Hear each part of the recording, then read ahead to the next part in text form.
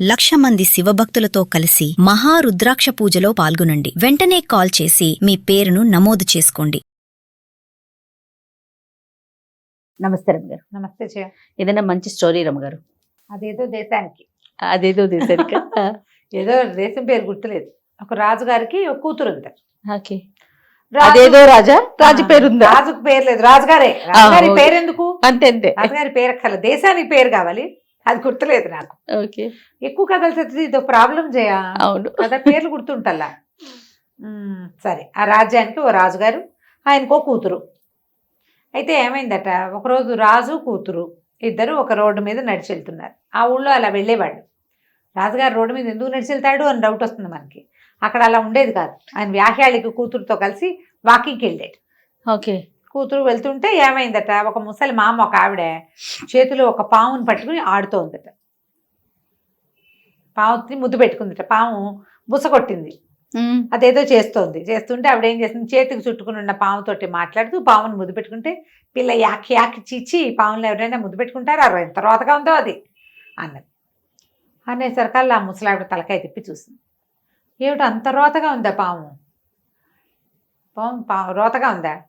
అది జీవం కాదు, నీలాంటిది కాదు అని చెప్పి ఆ పక్కన ఏదో చిన్న పుల్ల ఉందట, ఇంత పొడుగుది. ఆ పుల్లతోటి యువరాణిని ఇలాని పాము అయిపో, తెలుస్తుంది నీకు అంది. చూస్తూ ఉండగానే యువరాణి ఠంగమని బట్టలన్నీ జారి పడిపోయినా అది పాము అయిపోయింది. అయ్యో రామా.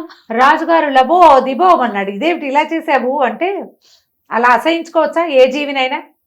అసహించుకున్నందుకు ఇది ఇలా అయిపోవాల్సింది అనేసరికి రాజు బతిమలాడారు. నువ్వు మాంత్రికురాలివని మాకేం తెలుసు, నా పిల్లకి తెలీదు, చిన్నపిల్ల పావును చూసి అలా వెలపరం భావిగా భావించింది, ఏదో ఒకటి చెయ్యి, ఈ పిల్ల ఒక్కతే మన రాజ్యానికి రాణి, వారసులు ఇక ఎవరు లేరు, నేను మామూలుగా మార్చమంటే ఏమందిట, సరే అంత సులువు కాదు, పని చెయ్యి, మేలిం బంగారంతో కొంచెం కూడా కల్తీ ఉండకూడదు, ప్యూర్ గోల్డ్ మెత్తగా, అంటే మామూలుగా బంగారంలో ఏదైనా కలుపుతారు కదా, కలపద్దు, మేలిం బంగారంతో చిన్న కిరీటం చేయించి పట్టుకురా, అది పాముకి ఇస్తాం నీ కూతురికి.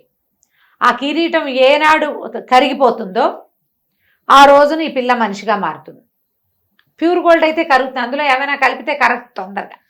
ప్యూర్ గోల్డ్ తొందరగా అరిగిపోతుంది కదా, మెత్తగా అయిపోతుంది. అవునులేండి అని చెప్పింది. చెప్పేసరికి రాజు ఆగ మేఘాల మీద వెళ్ళి కంసాల వాళ్ళు మోసం చేయకుండా దగ్గర కూర్చుని, మన పిల్ల కోసం రా అని ప్యూర్ బంగారంతో, మేలిం బంగారంతో ఆయనే దగ్గర బంగారం కొంచెం సాగదీచి చిన్న అంతది కిరీటం చేయించి పట్టుకొచ్చాడు.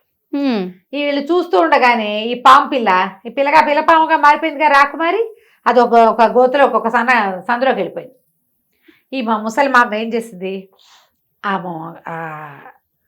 దీన్ని కిరీటాన్ని ఆ సందులో వేసింది. నీ కూతురికి తొడిగానులే, అది వేసుకుని తిరుగుతూ ఉంటుంది, అది ఎప్పుడు కరిగితే నీ పిల్లప్పుడు నీ దగ్గరకు వస్తుంది అంతేనని రాజుగారు ఏడ్చుకుంటూ ఇంటికి పోయాడు. అయితే ఇట్లా ఒక నాగ కిరీటం ఒకటి చేయించారని, ఆ కిరీటం చాలా మహత్తు కలిగిందని, పాము ధరిస్తుంది కాబట్టి, శాపగ్రస్తమైన పాము ధరించడం వల్ల దానికి ఎన్నో మహిమలు ఉన్నాయని చెప్పుకునేవాళ్ళ ఊళ్ళో. ఏముంది, ఇదిగో పులంటే ఇదిగో తోకంట, అంతే అంతే కదా. ఎద్దు ఏంటంటే దూడకి మేత ఏంటి, దూడ గట్టేయండి ఇలాగా చెప్పుకున్నారు. అయిన తర్వాత ఏమైంది, అది ఎవరికైనా దొరుకుతుందేమో వెతుకుతాము, అది ఎక్కడుంటే అక్కడంతా సమృద్ధేనని చెప్పుకునేవాళ్ళు. ఓకే. అయితే ఏమైంది, ఒక రోజట ఒక పేద రైతు, ఇలా కొన్నాళ్ళు గడిచినాయి, ప్రజలు మాత్రం వాటికి వెతుకుతూ ఉండేవారు. ఎక్కడైనా సన్నకత్త దొరికితే అక్కడ ఏమైనా ఉందేమో అని వెతికేవాళ్ళు. ఇప్పుడు వజ్రాల కోసం అట్లాగే వెతుకుతూ ఉంటారు కదా, అలా వెతికేవాళ్ళు. ఆయన దొరికేలా, ఎవరికి దొరికేదే కాదని. ఓనాడు ఒక పేద రైతు ఏట్లో కాళ్ళు కడుక్కోవటానికి వెళ్ళాడు. ఈ అబ్బాయి ఇతను కాళ్ళు కడుక్కోవడానికి వెళ్ళినప్పుడు ఆ ఒడ్డునున్న ఒకటో రెండో జలచరాలు గబగబా నీళ్లలోకి వెళ్ళిపోయినాయి. వెళ్తాయి, పాములు వచ్చి నీళ్లలోంచి పాక్కుంటూ పోతాయి. అయితే ఆ పాములు వెళ్ళిపోయిన చోట్లో అతనికి ఒక చిన్నది మెరుస్తూ ఏదో ఉంగరం లాంటిది కనపడేసరికి వీడు కాళ్ళు కడుక్కుంటూ చూసి ఏదో మెరుస్తుందని, పేదవాడు కదా, దాన్ని చేత్తో పుచ్చుకున్నాడు. అది ఒక వేలికి సరిపోయింది అతనికి. దాన్ని పుచ్చుకుని వేలికి పెట్టుకుంటే ఎవరైనా చూస్తారని రొంటిని దోపుకొని నడుస్తుంటే సడన్గా బుసలు వినపడే, వెనకాల ఒక 4 పాములు వస్తున్నాయి. అది నాగ కిరీటం, ఆ పాము పిల్లకి చేయించింది. అదేలేండి. నాయన ఇవేంటో వెంట పడుతున్నాయని వీడు పరిగెత్తుకుంటూ వెళ్ళి చెట్టెక్కాడు. పాములు చెట్టెక్కల, కింద తిరగటం మొదలుపెట్టినాయి, దిగనివిటల్ల వాడిని. ఆ, కేకలు పెట్టాడు, అరిచాడు, ఏమైనా సరే అవి కిందే తిరుగుతున్నాయి, ఏమీ లేదు. ఆ. దిగడానికి భయంగా ఉంది, అవి బుసగొట్టేస్తున్నాయి, కాటేస్తాయేమో. అతనికి అర్థమైంది ఈ ఉంగరం వల్లేమోనని. ఈ ఉంగరంలా దొరికిందిగా, ఇది కిరీటం, దీనివల్లేమోనని అనిపిస్తోంది, కానీ పడేయటానికి ప్రాణం ఒకటల్లా. సరే ఏమైంది, ఒక అమ్మాయి ఒక ఆవిడ నడిచిపోతుంది కింద, పోతుంటే కేకలు పెట్టాడు. కేకలు పెడితే అమ్మాయి అంది, ఏమిటి ఏమైంది, ఎందుకు భయపడుతున్నావు ఏంటి అనేసరికల్లా అతను అన్నాడు, ఈ పావులు నా వెంటబడ్డాయి, చూడు అన్నాడు. అనేసరికల్లా ఏం పర్వాలేదు, ఆ ఉంగరం నా చేతికి, నువ్వు చెట్టు దిగి వచ్చేసి అవి నీ వెనకాలే పడ్డాయి, నిన్నేం చెయ్యవు అని నుంచుంటే పైనుంచి ఉంగరం వేశాడు. అమ్మాయి పట్టుకుంది, ఇతను దిగొచ్చాడు, కానీ అమ్మాయిని పాములు ఏమీ చేయలే. అయితే ఇతను ఏమన్నాడు, మా అమ్మ మా తల్లి నాతో పాటు మా ఇంటికి రా, నాకు తోడు ఇంటికి రా, మా ఇంటి దాకా రావా అని అడిగాడు. అని నిన్ను పాములు ఎందుకు ఏం చేయట్లేదంటే, నా దగ్గర పాము మంత్రం ఉంది, నన్ను చూస్తే భయపడతాయి అని చెప్పి ఉంగరం వీడి చేతికిచ్చి. అయితే ఇతను ఏమన్నాడు, నువ్వు నాతోటే ఉండు, నువ్వు ఉంటే పాములు నా దగ్గరికి రాకుండా ఉంటాయి అని చెప్పేసి మా ఇంట్లో ఉంచుకుంటాను రమ్మని తీసుకుపోయాడు. సరే మెల్లిగా ఆ అమ్మాయితో పాటు ఒకళ్ళిద్దరు పిల్లలు కూడా, అమ్మాయి ఇల్లు వాకిలి ఉన్నాయి, 2 పిల్లలు ఉన్నారు, భర్త ఎక్కడో వేరే ఊళ్ళో ఉంటాడు. ఆ పిల్లలు కూడా వచ్చి వీళ్ళ ఇంట్లోనే ఉంటాం మొదలుపెట్టారు. రైతు కదా, ఇతను మొదట తీసుకెళ్ళి ఒక ధాన్యం దాంట్లో పెట్టాడు. ఆ ధాన్యం ఇబ్బడి ముబ్బడిగా పెరిగిపోయింది. అది ఈ అమ్మాయికి అందకుండా దాచుకునేవాడు, అమ్మాయికి అందనిచ్చేవాడు కదా. మొదట మాత్రం తన చేతిలోకి వెళ్ళినా ఇచ్చేసింది, తర్వాత ఇంకా అమ్మాయికి దాని ధ్యాస లేదు. ఆ అమ్మాయి కూడా కావాల్సినంత డబ్బు ఇచ్చేవాడు.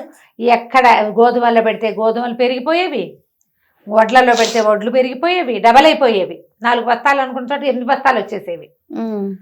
గోధుమల పంట నూర్చిన కుప్పలో పెట్టాడు అనుకో, నూరుస్తూనే ఉండేవాళ్ళు, ఇంతింతలు అయిపోయేవి అనమాట, ఎక్కువ అయిపోయేవి. మెల్లిగా పేద రైతు కాస్త బాగా స్థిరపడ్డాడు. ఈవిడికి ఏమనిపించింది, వీడికి ఎందుకు పోవాలి, నేను రక్షించబట్టి కదా అని చెప్పి ఎప్పుడు అది తీసుకెళ్ళిపోదామా అని అలా కాచుకుని కూర్చుని ఉండేది. ఒకనాడు ఎప్పుడు అతను ఏదో మర్చిపోయి పొరపాటున బయట వదిలిపెట్టాడు, అమ్మాయి పట్టేసుకుంది. లబోదీపం అన్నాడు కానీ ఏముంది, అమ్మాయి పారిపోయింది. తన పిల్లల్ని తీసుకుని అక్కడి నుంచి వెళ్ళిపోయింది. అక్కడి నుంచి అమ్మాయి గోధుమల వ్యాపారం చేయటం మొదలుపెట్టింది. గోధుమ పిండి పట్టించి అమ్మేది. గోధుమలో పెడితే గోధుమలు డబల్ అయిపోతాయి కదా దాని లక్షణం. అక్కడి నుంచి ఏం చేసేది, గోధుమ పిండి వ్యాపారం అసలు ఎంత బాగా పెరిగిందో, ఆ అమ్మాయి కూడా బాగా స్థిరపడింది. డబలు త్రిబులు అయిపోతూ ఉంటుంది. ఆశగా ఉంటుంది ఎవరికైనా కూడా, ఎంత వచ్చినా చాలదు చేయాలి. పైగా ఉచితార్థం వచ్చేది మరీ ఆసక్తిగా ఉంటుంది, ఇంకా పెరిగిపోతుంది. పేద రైతు శుభ్రంగా సెటిల్ అయ్యాడు, వాడు హై క్లాస్ రైతు అయిపోయాడు. ఈ అమ్మాయి బాగా సెటిల్ అయింది. అయితే ఏమైందంటే ఒకసారి గోధుమల్ని మరకి పంపిస్తూ పొరపాటున ఆ ఉంగరాన్ని అందులో వదిలిపెట్టేసింది, ఆ కిరీటాన్ని, నాలుగు కిరీటాన్ని వదిలిపెట్టేసింది, పడిపోయేసరికల్లా ఆ గోధుమ పిండి మిల్లుకి వెళ్ళింది. అది మర ఆడిస్తారు కదా, గోధుమలు పోసాడు, ఆ పిండి వస్తూనే ఉంది. ఏమిటి నేను పోసింది మా బస్తా అయితే 2 బస్తాల పిండి వస్తుందని చూసుకున్నాడు. వచ్చి చూసేసరికల్లా చివరికి అతను చేయబెట్టి ఏముంది అని ఇట్లా చూసేసరికల్లా అది తగిలింది వేలికి. అమ్మ బాబోయ్, ఇది నాగమణి ఎలా వీళ్ళకి వచ్చిందో అని చెప్పేసి ఆవిడకి కోల్పోయింది, ఎక్కడ పోగొట్టుకుందో ఆవిడకి తెలియలే. ఇక ఆవిడతో ఆ రోజుతో ఆవిడ ప్రసిద్ధి ఆగిపోయింది, అంటే ఆవిడ అభివృద్ధి ఆగిపోయింది. అక్కడికి గోధుమ పిండి వాళ్ళ ఇంటికి పంపేశాడు, దీన్ని తీసుకెళ్ళి గల్లాపెట్టెలో పెట్టాడు వీడు తెలివిగా. ఇక డబ్బు ఇబ్బడి ముబ్బడిగా, పని డబ్బు. ఒకనాడు ఏం చేశాడు, అప్పుడప్పుడు తను కూడా ఒంటి మీద పెట్టుకుంటే బంగారం ఎక్కువ అవుతుందని భావించి దాన్ని వేలికి పెట్టుకున్నాడు. వేలికి పెట్టుకుని ఆశకి వచ్చేది చాలదు, ప్రతి వాళ్ళకి అలాగే ఉంటుంది కదా. సరే ఏం చేశాడు, గోధుమలు దాంట్లో పోస్తున్నాడు, మెషిన్లో పోస్తుంటే ఇది కాస్త జారి వెళ్ళిపోయింది. మళ్ళీ ఇంతకు ముందు ఏమైంది, అది పై భాగానే ఉండి ఏమీ అవల. ఈసారి మెషిన్లోకి వెళ్ళిపోయి తుక్కు కింద ఇట్లా సాగిపోయి అసలు సన్న తుంపులుగా మొత్తం పిండిలో కలిసిపోయింది. ఇక బయటికి రాల. అతను ఎంత ప్రయత్నం చేశాడు, అంతా జల్లెడ పడితే రజనల్లే ఉంటుంది. ఆ రజన్ని మళ్ళీ బంగారం చేయటం, మళ్ళీ ఉంగరం చేయటం వాడి వల్ల కాదు. ఇంతలో ఏమైంది, ఎప్పుడైతే ఈ ఉంగరం రజనగా ఎందుకు పనికి రాకుండా అయిపోయిందో, ఆ బిలంలో దూరిపోయిన రాకుమారి బిలంలో నుంచి బయటకు వచ్చి అమ్మాయిగా మారిపోయింది. ఓకే, అమ్మాయి కాస్త ఇంటికి వెళ్ళిపోయింది. అంటే ఎవరి చేతలో ఎల్లోనో పడింది. బంగారం కరగటం అంటే అంత సులువు కాదు కదా, ఏదో అయ్యింది, ఇక ఏదైతే అది అయింది అని చెప్పేసి ఈ రాజుగారు దండం పెట్టి పిల్లని రాజకుమార్తెని రాజుని చేసుకున్నాడు.